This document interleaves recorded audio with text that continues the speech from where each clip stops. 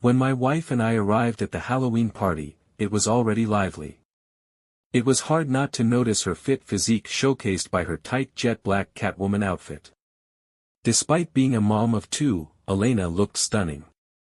Sometimes I forget just how attractive she is. I, on the other hand, was dressed as a pirate. Hot. Not really. But not too shabby either. Elena gave me a quick kiss on the cheek before mingling with other guests, while I made my way to the drinks area where my friends were engaged in a heated debate. As I approached, I realized they were arguing over the age-old question, Hulk or Superman? It struck me as a bit silly considering the intellect in the room. Superman was obviously the superior choice. Nevertheless, I decided to join the debate, drawing from my childhood spent immersed in Marvel and DC comics. Confident in my expertise, I hoped to settle the matter once and for all. However, my arguments only fueled the debate further, turning the conversation into chaos. But that's what happens when you mix beer with grown men. Eventually, we all agreed to table the discussion, opting instead to enjoy the abundance of beer and fun.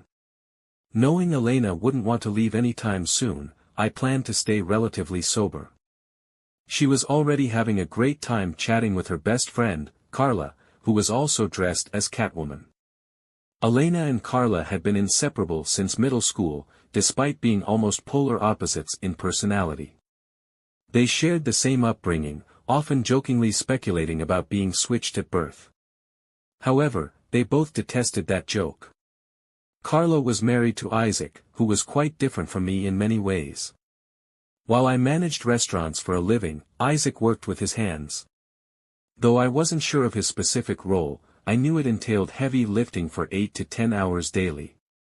He was practically a gym rat, resulting in a muscular physique. Unlike my neat short hair, his was long and tied back in a ponytail, complemented by a beard giving him an Aztec warrior vibe. If Isaac resembled Drogo from Game of Thrones, I was more akin to Don Draper from Mad Men. Though I never truly warmed up to him, I didn't dislike him either. Our connection was merely through Carla, Elena's best friend, so our interactions were sporadic and never extended beyond that. And tonight was no exception. Sporting a Tarzan costume in chilly weather struck me as insensitive. I couldn't help but perceive it as an idiot move, reflecting his tendency for such actions. Despite his flirtatious behavior, which often bordered on inappropriate, the women, including Elena, seemed to find it more amusing than offensive. This bothered me, especially considering Carla's apparent indifference. While she occasionally playfully chided him, there was no real reprimand, suggesting she took pride in his ability to attract attention. As the night progressed and Isaac's inhibitions lowered with drink consumption, his flirtatiousness became more pronounced, regardless of the women's marital status. Though some husbands may have been angered by his advances, no one reacted, perhaps out of fear, intoxication, or a desire to avoid confrontation. However, I remained vigilant, ready to intervene if he crossed a line with Elena. Sensing my unease, she approached me. "Are you enjoying yourself, Chris?" she shouted over the music. I nodded and took a sip of beer, observing her move to the music. Standing beside me, her attention shifted to Tarzan, silently appraising his physique. Unintentionally, I felt a surge of jealousy as I sensed her desire. It bothered me. Who dresses as Tarzan in this weather? Elena snapped back to reality and faced me. "You know Isaac, sweetheart, always craving the spotlight," I chuckled, but the taste of my beer suddenly soured. Elena noticed my shift in mood. "Are you jealous?" she asked. "Jealous of him? I don't need to strip down to get attention," I replied, my tone defensive. Elena laughed it off. "Of course not, honey," she said, turning her attention back to him. As the night progressed and more drinks flowed, inhibitions waned. Isaac and his loincloth became less of a focus as I mingled with my genuine friends. It wasn't until later that I noticed Isaac making advances toward Elena. Searching for her, I found them in the kitchen, engaged in an overly familiar conversation. My jealousy flared, and Isaac retreated upon seeing me. Elena, sensing the tension, greeted me with forced warmth. "Hi, darling, I was just looking for you," she hurriedly said. "In the same place all night, Elena. What were you two talking about?" "You looked awfully cozy," I asked, my tone accusatory. She tried to dismiss it. "Nothing happened, Chris." Sock was just being his usual flirty self, Elena assured me, but my unease lingered. "I'm just a bit tipsy, honey." "Don't worry," she said, patting my cheek before leaving. For the rest of the evening, Isaac and Elena kept their distance, exchanging only secretive glances. It was enough to unsettle me. I needed a break. The beer was kicking in, so I headed to the bathroom. Afterward, I bumped into Isaac, as if he'd trailed me. "Got a problem, Chris?" he slurred, his gaze menacing. "What?" I asked, the surrealness of the moment striking me. He accused me of looking down on him because of my wealth, insinuating I felt superior. It puzzled me. "You're drunk, Isaac. Go home before you say something you'll regret," I said, moving past him. "Regret what?" "Like sleeping with your pretty wife," he jabbed, grabbing my attention. I confronted him, warning him to keep Elena out of his twisted thoughts. He smirked, dismissing them as memories, not fantasies. His words struck me like thunder, ending the conversation. "You're full of it," I retorted, though my certainty wavered. Then he made crude remarks about Elena, crossing a line. Enraged, I struck him, the impact echoing through the drywall.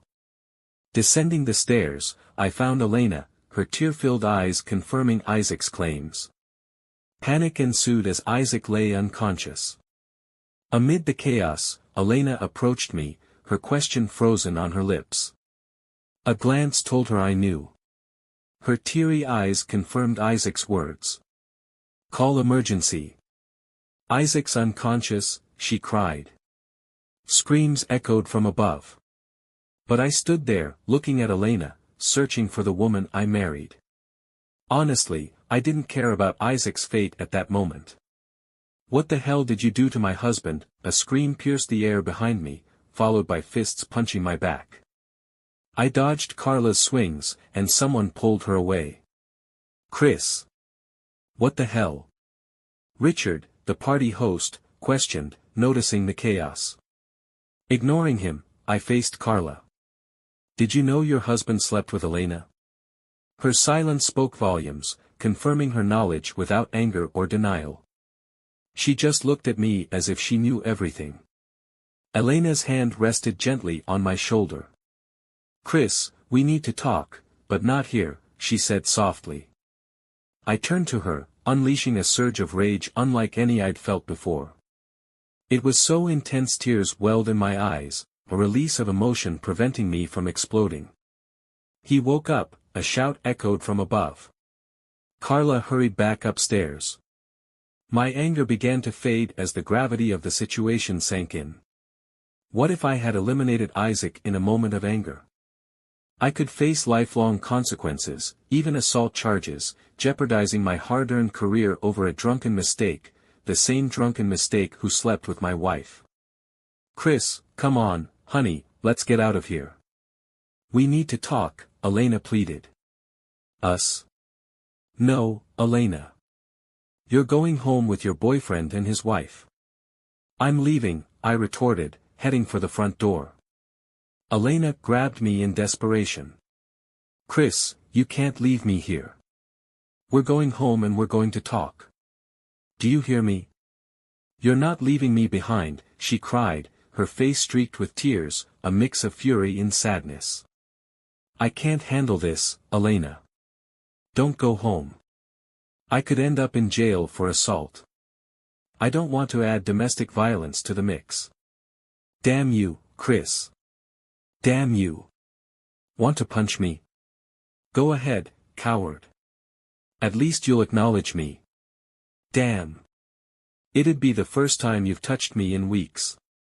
She jabbed her finger into my chest as her anger escalated, leaving me puzzled by its intensity. She was the one in the wrong, yet she was furious. Is that it? Because I don't cuddle you every night? Is that your lame excuse? Is that why you cheated with this idiot? She didn't respond verbally. Her defiant glare spoke volumes. Just so you know, Elena, I earn a living. I don't have a husband to pay my bills. Maybe if you had a job, you'd understand what it's like to come home exhausted. Suddenly, I remembered our audience, hanging on every word like they were watching a movie. Elena was mocking me. Poor Chris, too tired for his wife yet finds time for adult movies. Maybe if you paid attention to your wife instead of silicone Barbie dolls online, she wouldn't confide in her friend about feeling neglected. Elena's voice crescendoed, fists clenched, tears streaming down her face, a mix of pain and fury. It was the ultimate humiliation. I had no witty retort or comeback. Speechless, I faced the judgmental stares of our friends and neighbors, shock, disgust, sympathy, and perhaps a hint of entertainment. I had to leave. Elena's cries of despair echoed until I started the car and drove off into the night. This story, based on real events, is not from Chris's perspective but mine, Richard, the party host. Yes, I have a hole the size of Isaac's next to my daughter's room. Writing from Chris's perspective, but mine, Richard, the party host. Writing from Chris's viewpoint allowed readers to feel his anger and humiliation. My wife and I discussed it extensively. It's like watching a train wreck, you can't look away. Carla's lack of anger when Chris disclosed Elena's affair with Isaac indicated she was already aware. Was it a ménage à trois or another scenario? Frankly, a ménage à trois involving them would rival any adult movie. How long had this been going on? I also noticed the exchanged looks between Elena and Isaac at the party, suggesting something more. Maybe I'm overanalyzing, but maybe not. It was evident Chris was neglecting Elena carnally, perhaps in other aspects too. Was this an excuse for her infidelity? I doubt it. Does it explain why she cheated? Certainly.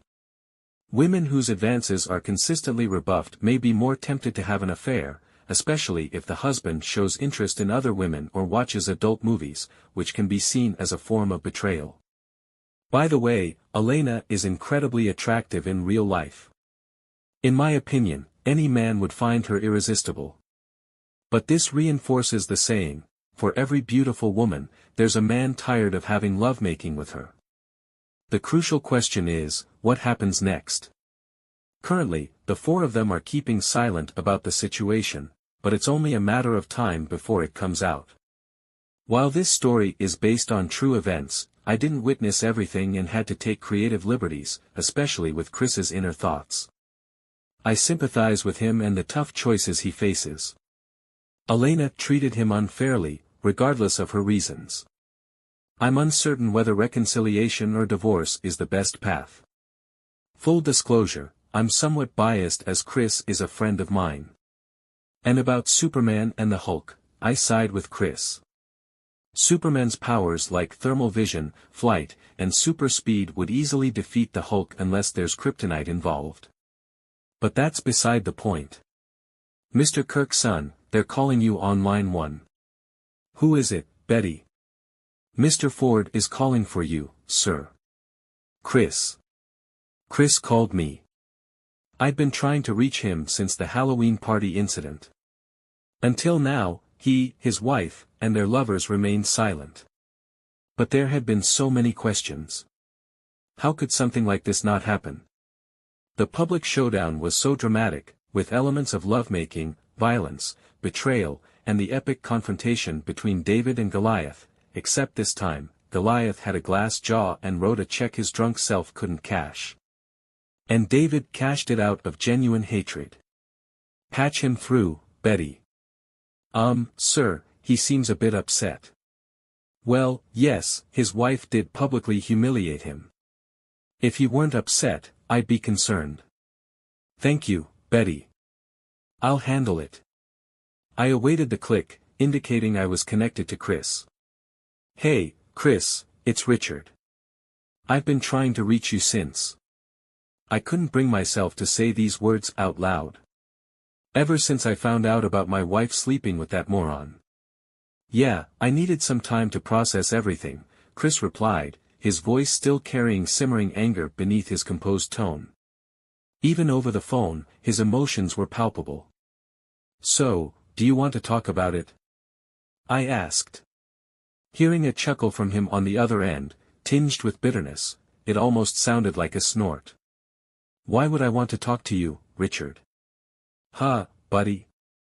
So you can broadcast it online. Does your little story need a sequel? Are people dying to know what happened next to the guy who couldn't satisfy his wife? Can't your eager fans just wait to see how my damn life unfolds? Fine. He'd read my narrative. Now, not only was he furious at his cheating wife, her deceitful friend, and her caveman lover, but he was also angry with me. Fantastic. Chris and I were high school buddies. He played baseball, I played football. Despite losing touch after school, him off to college, me joining the Air Force, we reconnected when I returned to our hometown years later. He'd landed a management job at Olive Garden. I teased him about wasting his college degree, but he persisted and quickly climbed the ranks, eventually becoming a district manager overseeing multiple restaurants, earning almost as much as me. Now, my dear friend was seething at me. Not good. Chris, I began.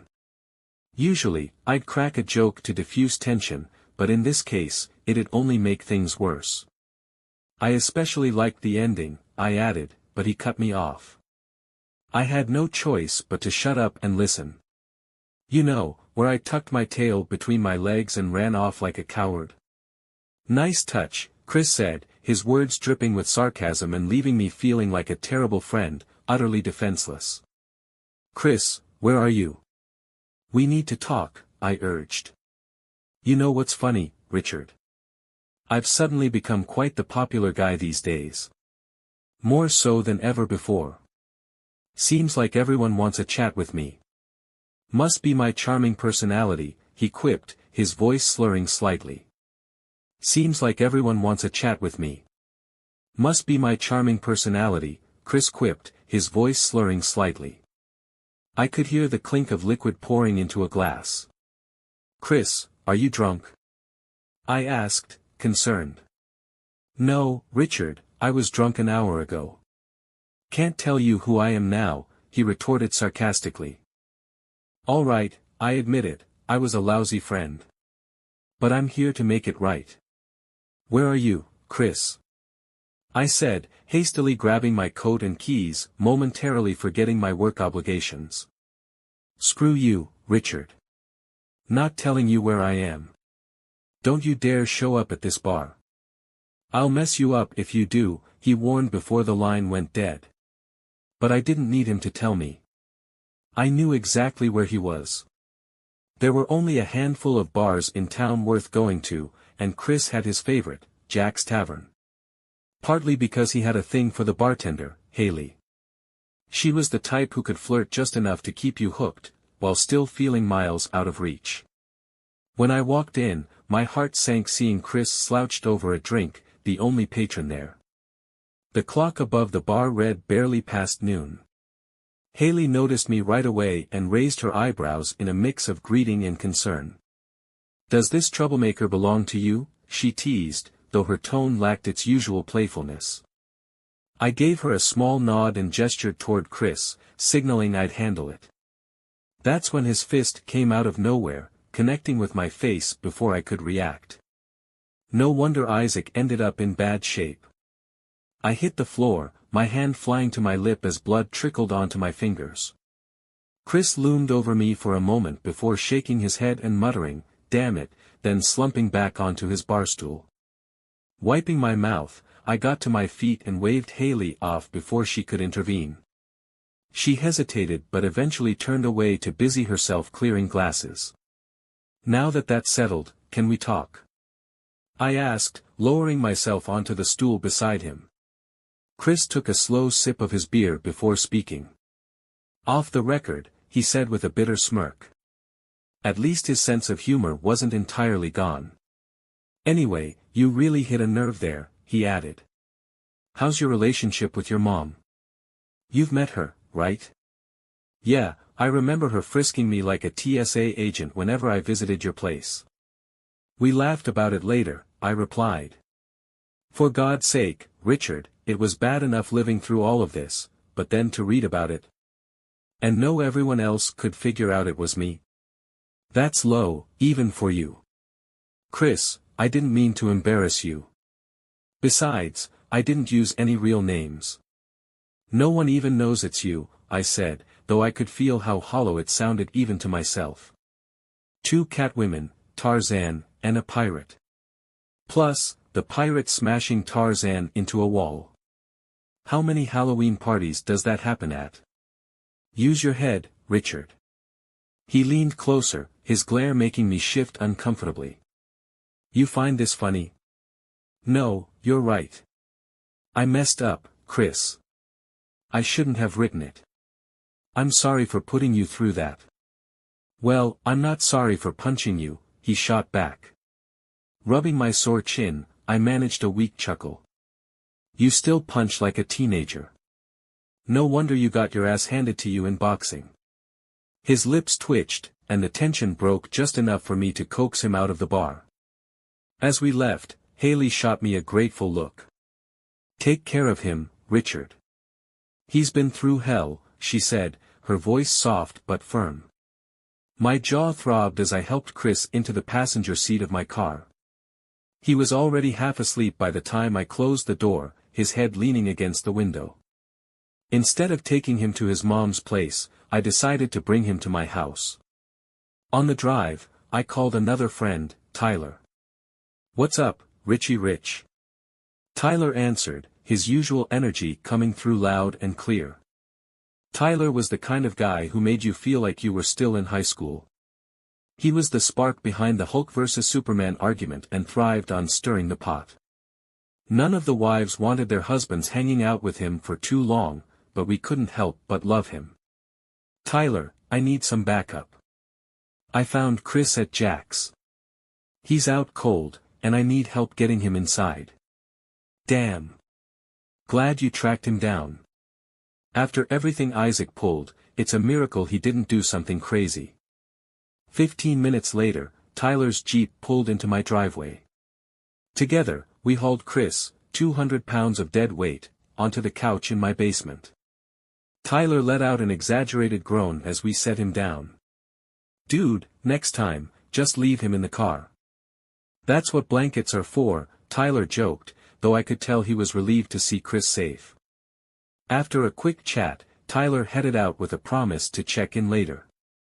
I looked down at Chris, his face slack in sleep. For now, he was at peace. Being home early meant I had the house all to myself, which was a rarity. So rare, in fact, that I found myself at a loss for what to do. I didn't want to leave, in case Chris woke up disoriented, so I fired up the George Foreman grill for steak and baked some potatoes. Flipping through my cable sports package, I hoped to catch a good game or at least some interesting sports talk. I finally settled on a documentary and dug into my meal. It wasn't long before my wife, Nikki, walked in with our kids in tow. Hey, what brings you home so early? She asked, planting a kiss on my cheek as the kids scampered upstairs. Found Chris at Jack's Tavern, sloshed as hell.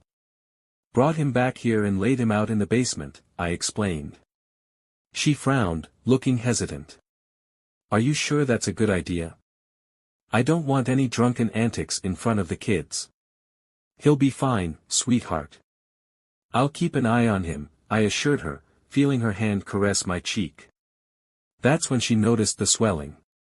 Richard, what the hell? Did he do this? I'm all right, honey, don't worry about it. Rich, get him out of here. Honey, everything's under control. The poor guy just found out his wife was cheating on him a few weeks back, and it happened so publicly. He's on edge. Plus, he's been dealing with it all alone.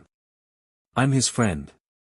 He needed an outlet for his pent-up anger, and if that meant taking some hits, I didn't mind. Besides, my jaw's not as fragile as Tarzan's. Nikki couldn't help but chuckle at that. Watching Tarzan get his backside kicked by a pirate was pretty amusing. I doubt Jane would approve. Yeah, Tarzan definitely got what was coming to him. Isaac should spend less time pumping iron and more time hitting the bag, Nikki quipped. Or at least learn to dodge, she added. We shared a laugh. One thing I've always admired about Nikki is her sharp wit. It's one of the reasons I can't stay mad at her for too long.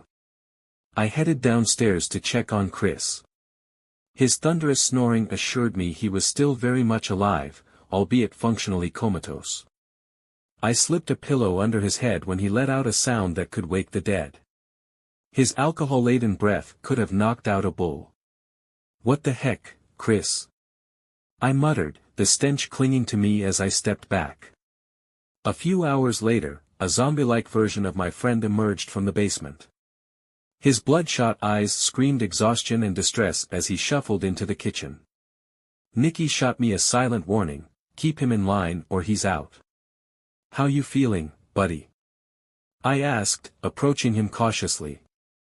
Feels like my wife cheated on me, humiliated me in front of the whole neighborhood, then ran me over with a truck. Well, at least your memory's intact. 2 out of 3 ain't bad. His eyes narrowed. My memory's fine.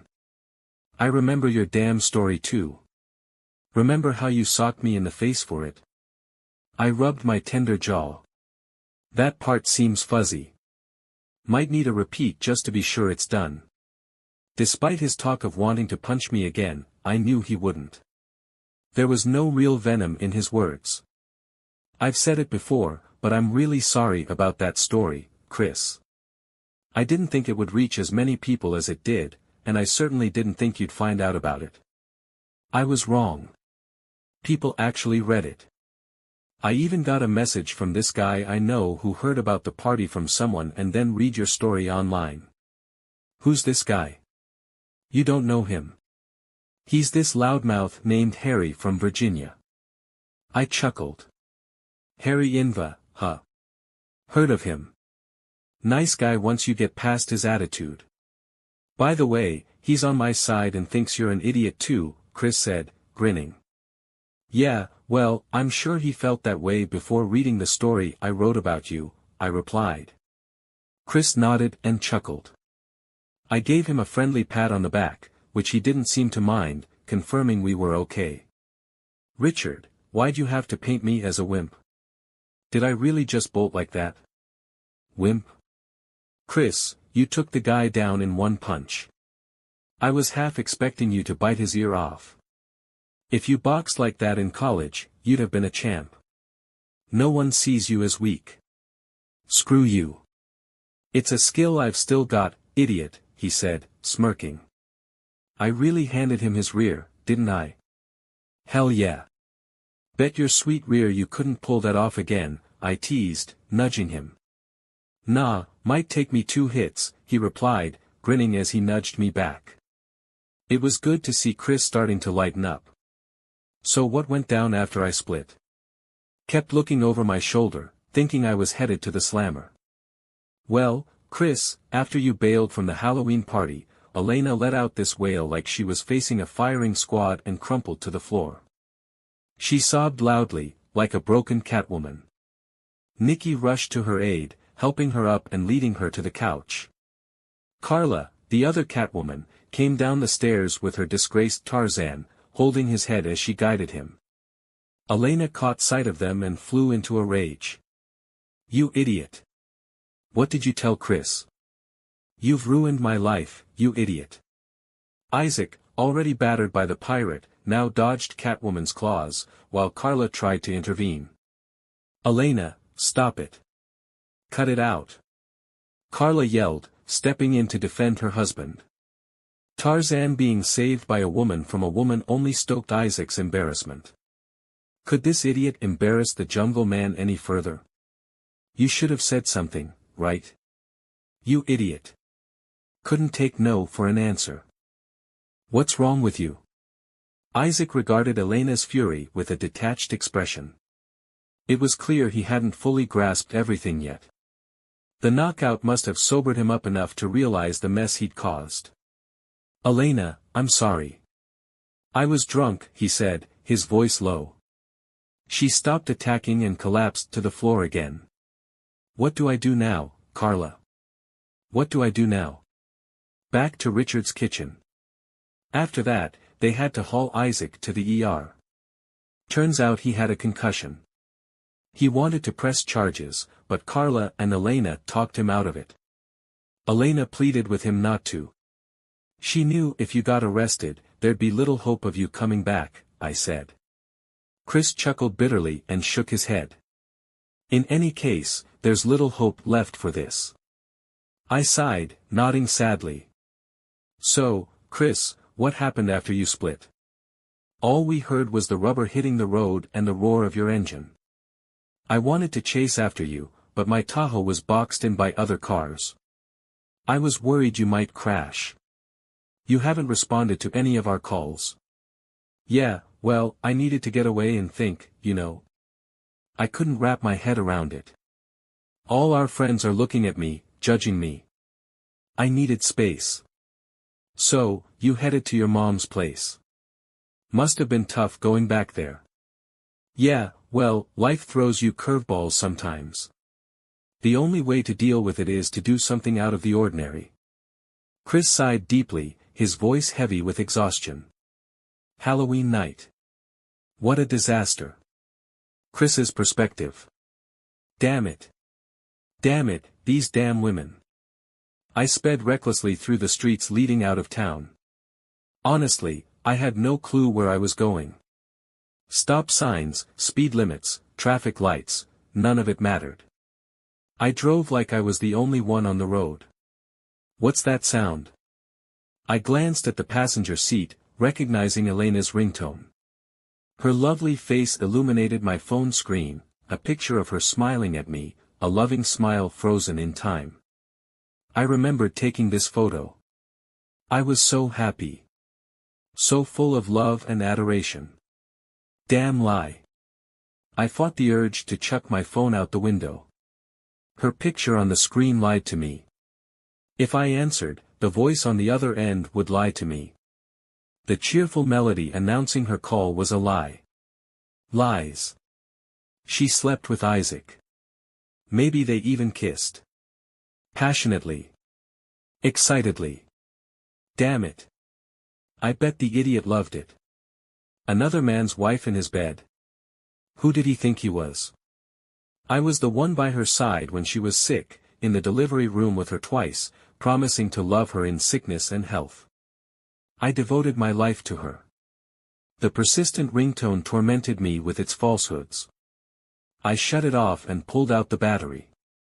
Silence. No more lies. I drove aimlessly around the city, my mind on autopilot, protecting itself from overload.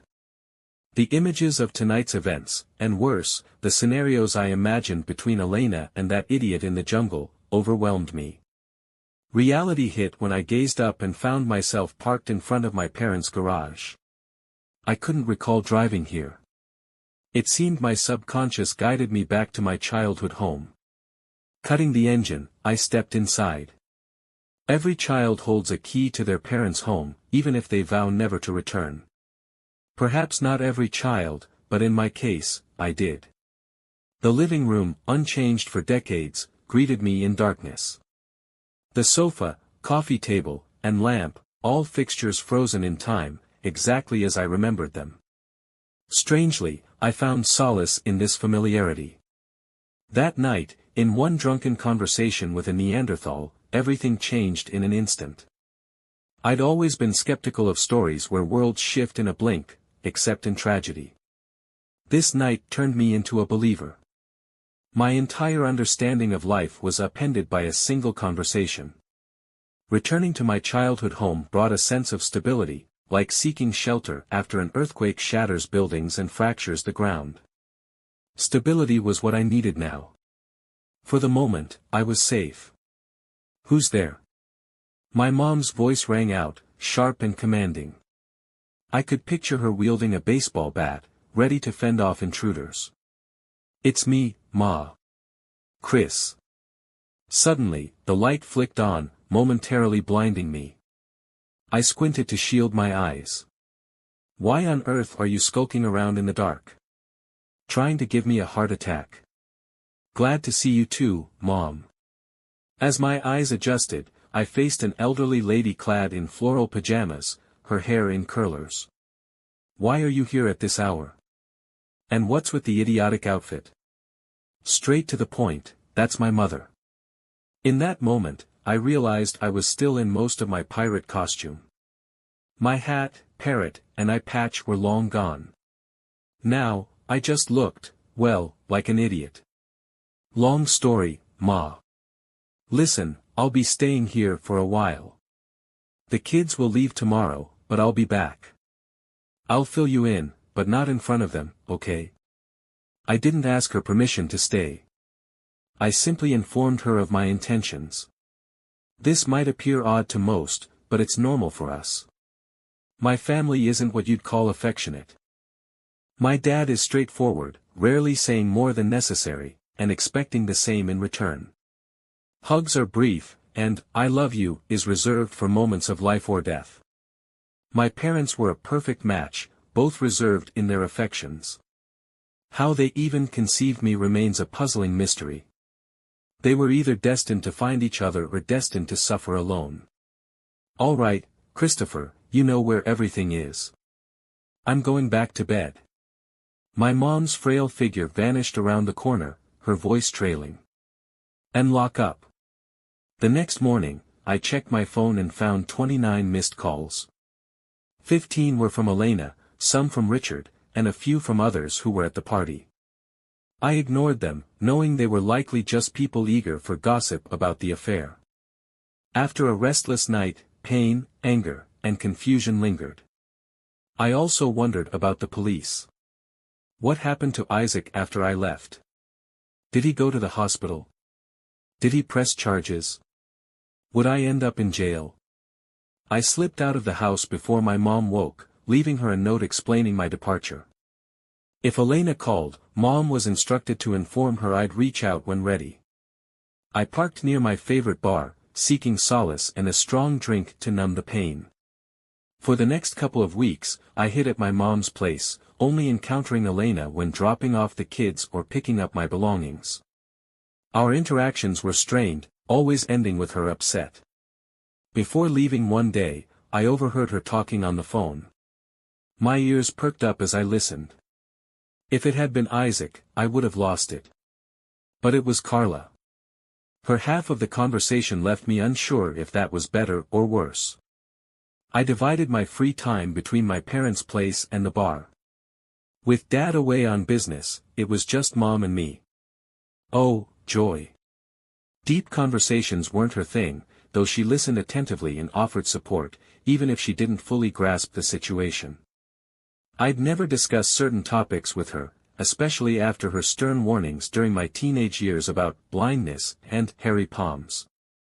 During my stay, we spoke little. I explained why I was there, and she listened, but she didn't press for details. When she asked what I'd do next, all I could do was shrug and admit I didn't know. "You'll figure it out," was her encouraging response. We didn't revisit the topic. Strangely, her matter-of-fact attitude was comforting. It spared me from endless retellings and emotional coddling. I was free to grieve in my own way. I used up all my sick and personal days. I couldn't face anyone. Even though no coworkers had been at the party, living in a small town meant gossip spread like wildfire. I wasn't just dealing with infidelity, I was dealing with public humiliation. Poor Chris, too busy with obscene films to satisfy his wife. Eventually, I had to shut off my phone. It rang incessantly with faces pleading for answers. Screw them all. Whether the universe or Isaac's pride intervened, the cops never came. It was interesting to observe my friends' behavior. They sent emails and called, but no one visited my parents' house. I realized that when people are unsure what to say, they often avoid the situation altogether. They weren't neglectful friends, just unsure how to help. The silence, both a curse and a blessing, left me alone with my thoughts constantly. To quiet the disturbing images in my mind, I sought solace in drinks at the bar, with Haley becoming both my deity and my salvation. The hardest part about staying with my mother was being separated from my children. It was self-imposed exile, but it still stung. I knew seeing them meant facing Elena, akin to reaching a warm bed across a half-frozen lake. So I drank even more to numb the pain. It took Haley showing me a story, Caught Cat Women, penned by Richard, to break the cycle. It mirrored my own script, featuring two Catwomen, a pirate, that damn Tarzan, Superman, and Hulk. The nerve. Fuming, I dialed Richard's office number. "Good morning, Mr. Kirkson's office. This is Betty. How can I help you today?" "This is Chris." Put me through to Richard. At Richard's place, I sat across from him as he leaned back, studying me carefully. "So, what's the plan with Elena? Divorce? Separation? Give her a thrashing?" Chris chuckled sadly and stared at his plate. "Do I have to choose?" he quipped, his voice void of enthusiasm. I could see the agony etched on his face as he replayed Halloween's events in his mind, her words echoing like a broken record. "Chris, I've got to ask. You can tell me to buzz off if it's too personal, but, about that adult film stuff, what did she mean?" Chris blushed and shifted uncomfortably. "So what? I watch them occasionally, not every day." "Are you implying she doesn't? Or that you don't?" he retorted defensively. "Sure, I watch them, but Elena said you were viewing them instead of being carnal with her."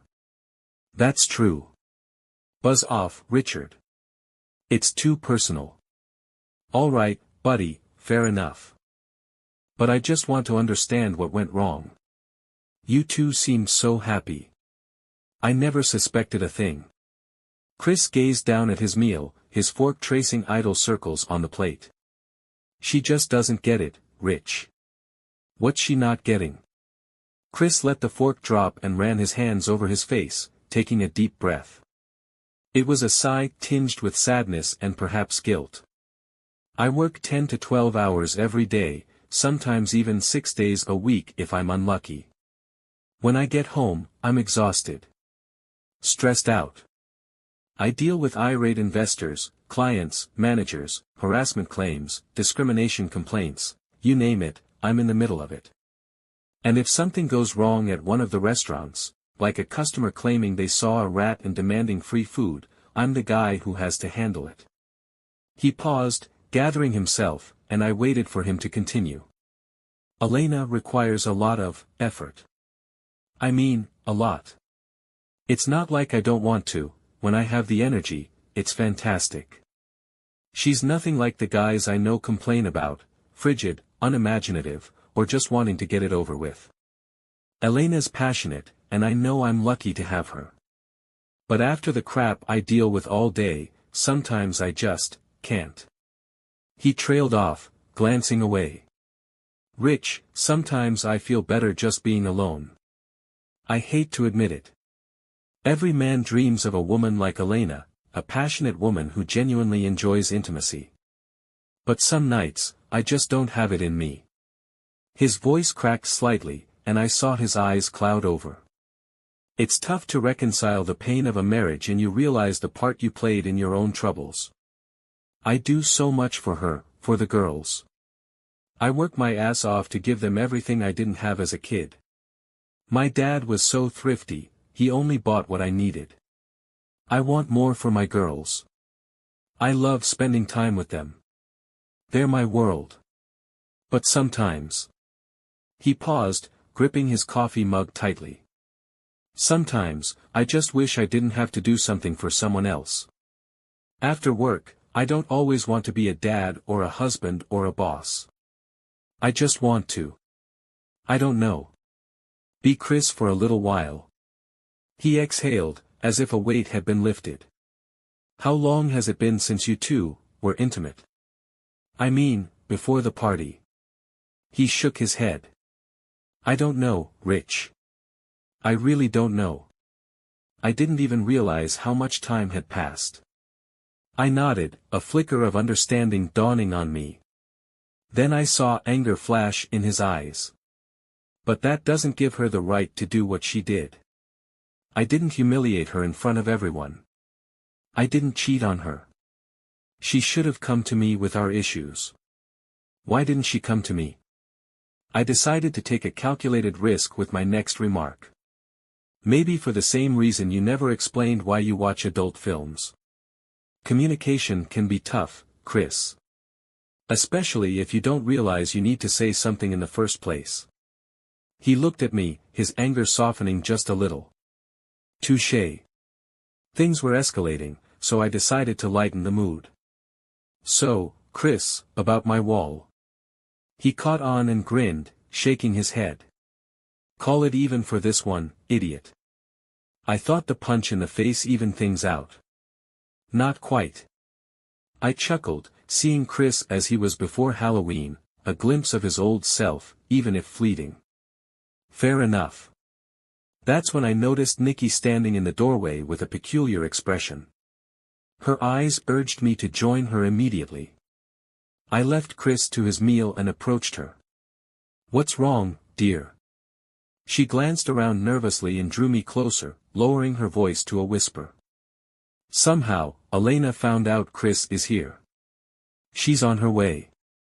Damn it, Tyler, I muttered. Probably called her to vent or something and accidentally gave it away. You need to intercept her at the door, Nikki said firmly. Nikki. She raised her hands, shaking her head. Rich, I'm not getting involved in this mess. Chris needs to face this. He's been avoiding her for 2 weeks. Frustration bubbled inside me. She cheated on him. Haven't you forgotten that? No, I haven't. I've got a damn hole in the wall to remind me. I glanced at Chris, who seemed oblivious to the impending showdown. What do you want me to do, Nikki? Her expression softened as she saw the resolve in my eyes. He has to handle this himself, babe. You can be there for him as a friend, but he can't run from it forever. She patted my chest and left. I turned to Chris to prepare him for what was coming. Chris, I heard your conversation. You can't exactly whisper. He rubbed his chin, winced, and then his expression hardened. She's on her way, I said. Fine, he replied, pushing away from the table. He stood, turned to face me, and met my gaze. I'm ready to face this, Chris declared. With that, he rose and walked out of my back door. Chris's perspective. The sunset was breathtaking, a palette of soft hues painting the pale sky. It was serene, almost calming. Chris. Honey. The serenity shattered. I didn't respond to the alarmed voice signaling Elena's arrival. I didn't even turn to look at her. My eyes remained fixed on the horizon. She interpreted my lack of reaction as an invitation, which, in some sense, wasn't entirely wrong. She settled beside me on Richard's back porch, drawing her knees to her chest as if seeking protection. I've been searching everywhere for you, honey, she said, starting off in the worst possible way. I've been in the same place all night, I muttered, deliberately echoing the exact words I'd used when I found her cozying up to Isaac in Richard's kitchen a couple of weeks ago. She seemed puzzled by my response but pressed on. Chris, we need to talk. I nodded, but my gaze remained fixed on the sky. From the corner of my eye, I could sense her anguish.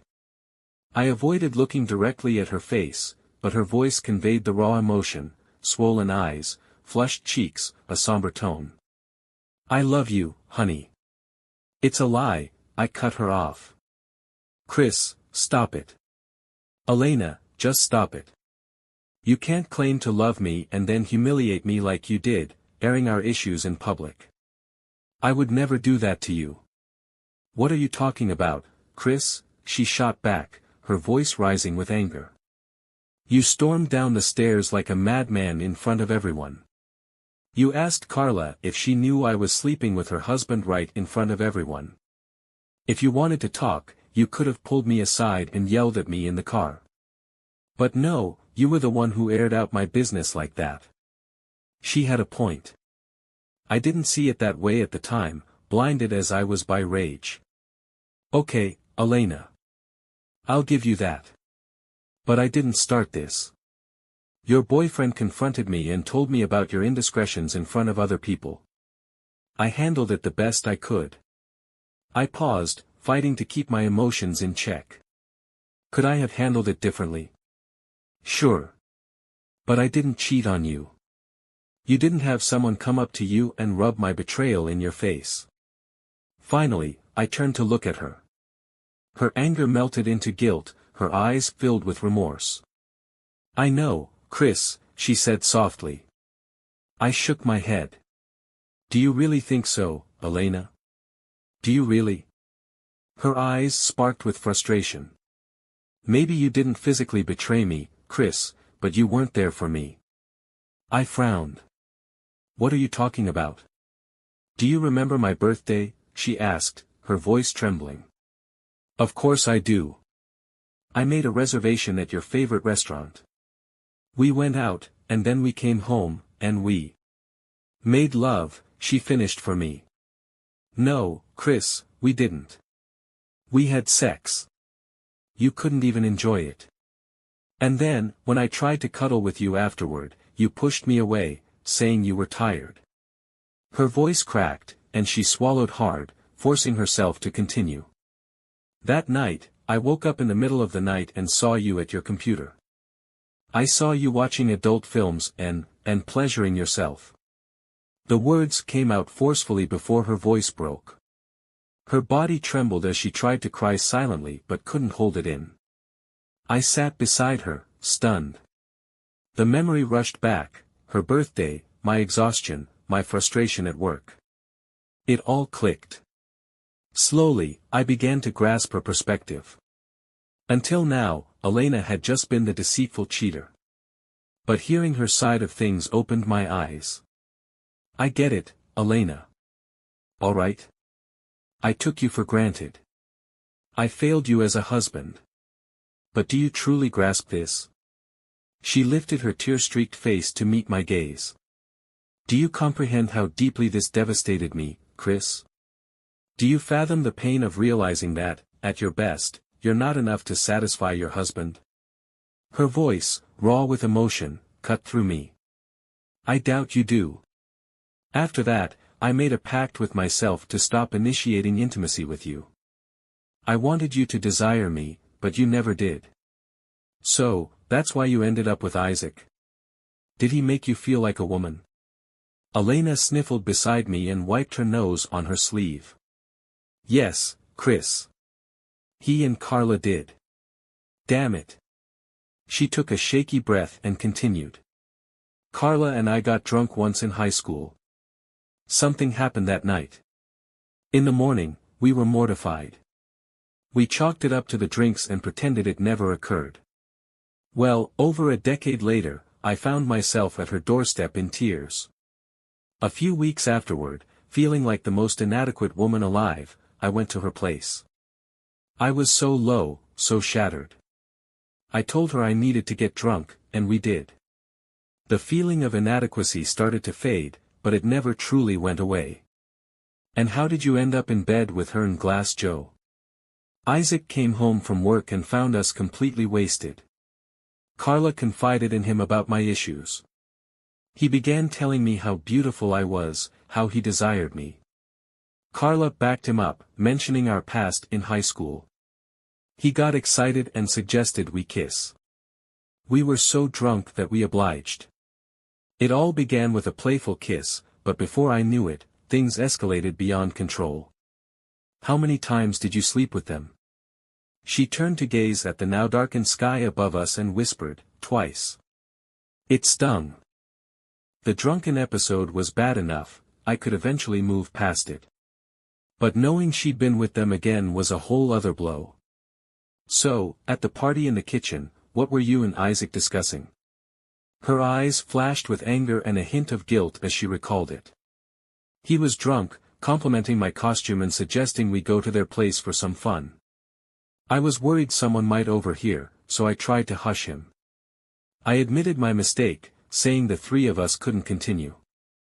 Then he got a bit forceful, pressing against me. That's when I walked over.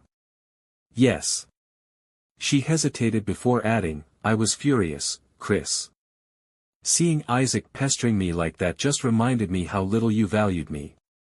Were you planning on heading to his place later for some fun since he appreciated you? She shook her head, locking eyes with me. No. I was hoping you'd finally take the initiative. I chose the Catwoman outfit because I knew you loved Michelle Pfeiffer in Batman Returns. You once told me how you fell for her because of that suit.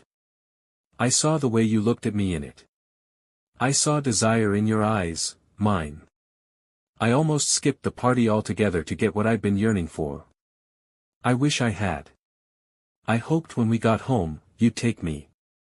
And then Isaac happened. She spat his name out like venom. Well, none of this would have happened if you hadn't slept with him. Why didn't you just talk to me, Elena? She sadly shook her head again, sniffing. I don't know, Chris. I wish I did. Lord knows why I didn't. Well, I guess there's enough blame to go around. She turned to me, hopeful. So what now? Chris, I don't want to lose you. I love you so much. I'd do anything for us to get through this. My head swirled. Could we get through this? Could I forgive her, knowing I played a part in our downfall? Could I leave the past behind? I don't know, Elena. So much has happened. It'll take a lot for us to start healing from this. A glimmer of hope sparked within her. She wiped her tears and gripped my hand. Please, honey, I'll do anything. Just give me a chance to show you how much I love you. I met her gaze, sensing hope. Slowly, I began to feel it too. It would take time, but maybe we could mend each other. If we both fought hard enough, there might be a chance. All right, Elena, but it'll take several steps. First, we need counseling. It's necessary. Obviously, we have a lot to work through. We need to learn how to communicate with each other. She kissed my cheek, wrapping her arms around my neck. Yes, darling, whatever you say. Secondly, you need to cut ties with Carla. That's when I saw the light fade from her eyes. I felt it dim in my heart too. Well? What did you say? I said you need to end your friendship with Carla. Chris, why are you asking me to do this? I reclined in my chair, staring at her in disbelief. Seriously, Elena? You cheated on me with her and her husband. What do you expect me to do? Just trust that it won't happen again? Every time you're with her or talk to her, do you realize what goes through my mind? How can I heal if this wound keeps getting salt rubbed in it? She recoiled as if I'd struck her, tears welling up in her eyes. We locked eyes in silence as seconds stretched into eternity. You want me to choose between my best friend and my husband? Her voice broke. I can't do it, Chris. Please don't make me. Words couldn't convey the agony that coursed through me at that moment. Strangely, it was worse than catching her in the act. This time, there was no anger to mask it. My heart constricted painfully, crushed by the realization that it was too much to bear. The fact that she couldn't choose me over her best friend was devastating. The woman I loved most didn't love me the same way. I wasn't her one and only love. I shared her heart with another. Isaac's irrelevant now, I don't care about him. This is bigger, Elena. But she couldn't sever her ties with Carla. The bond was too strong, rivaling her love for me. She couldn't let it go, even if it meant sacrificing our marriage. Sadly, we divorced less than a year later. Elena fought tooth and nail to prevent it, even stooping to humiliating herself. I never imagined I'd see her pride crumble like that. She came to my workplace, begging me not to leave her, crying and pleading in front of everyone. It was a heart-wrenching scene that left everyone uncomfortable, myself included. Part of me secretly hoped I'd give her another chance, that I'd take her back and find a way to fix us. But I couldn't bear the thought of her continuing to be around Carla, not after everything that happened. In essence, I was right. No spouse should have to share. A year later, the wounds still run deep. There are no winners here. Elena and I do our best for the kids, avoiding putting each other down in their presence. We've learned to co-parent amicably, though our conversations are now limited to logistics and necessities. Many nights, Chris has leaned on me, a broken man struggling to make sense of what happened. I've been his shoulder to cry on, his sounding board for frustration, and sometimes just the silent presence he needed. But this Halloween, there was a silver lining. Chris brought a date to my party. She wasn't dressed as Catwoman, no black leather, no whip, no masks to hide behind. She seemed sweet, down-to-earth, and genuine. Maybe she's just a rebound, not his next great love. But seeing him with someone new felt like progress. Real life doesn't come with neatly packaged endings. It's messy and complicated, a gradual process of healing and rediscovery. As for Elena, Isaac, and Carla, none of them showed up at this year's party. They've cut off contact with the rest of us entirely. Carla remains staunchly by Elena's side, accusing Chris of being unfair and forcing her to make an impossible choice. In my view, the choice wasn't impossible. Elena simply didn't want to be married as much as a loving wife should. She claimed she'd do anything to save the marriage, but her actions told a different story. She might have been willing to play the part of a doting wife or even make grand gestures of love, but when it came to sacrificing something personally significant, her friendship with Carla, our marriage wasn't worth it to her. Chris is better off without her. He's still piecing himself back together, step by step, day by day. Maybe one day he'll find someone who loves him with the same fire and loyalty he gives. But for now, he's healing. And that's enough.